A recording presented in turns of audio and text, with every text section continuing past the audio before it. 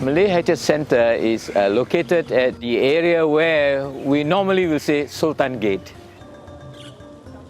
I think they take the name after the gate of the palace ground. You can access it easily because the iconic building is the Sultan Mosque.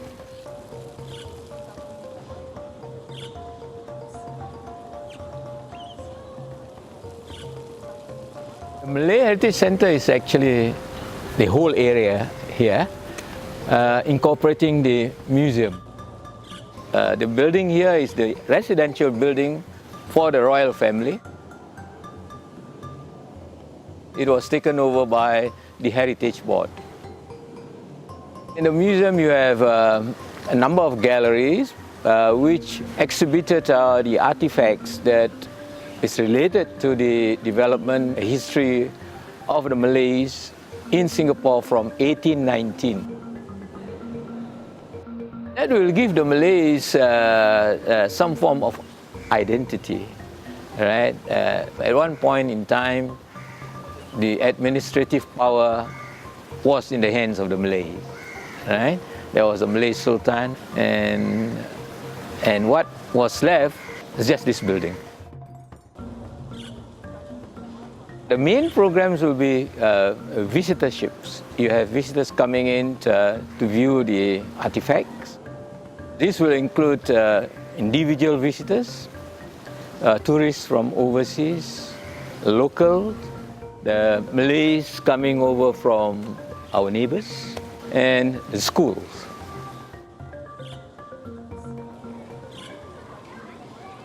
I've been an architect for almost 27 years, and I was involved in this area way before the Malay Heritage Centre was found. That was in 1986. It used to be a house for the royal family. I was told that the Tengku who was staying inside the main building, and the rest of the building around the main building were occupied by the rest of the families and descendants of the servants of the former royal family. What is kept at that time is just the main building. So what the architect did then was to take these materials, they're very good condition, and use it for furniture, for sitting, for benches. So if you notice around it, those benches actually, the wood actually is from the original building. So you are sitting on a more than 100 years old timber. My name is Stephen Xiao. I'm from Shing Design Atelier. We were the architects who did the second round of conservation for the Malay Heritage Centre. So we created a kind of plaza form of fountain, and basically also a bit interactive. I mean, I've seen kids playing with a fountain coming from ground.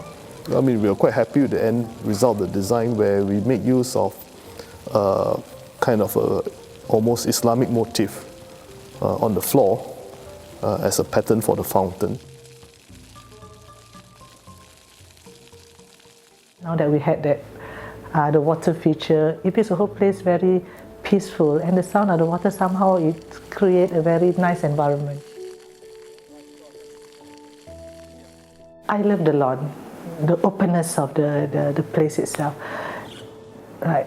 If you look at it, there's nowhere else you can find these green open spaces, and that's what makes it beautiful, wonderful, and that's what makes it stands out from the other buildings.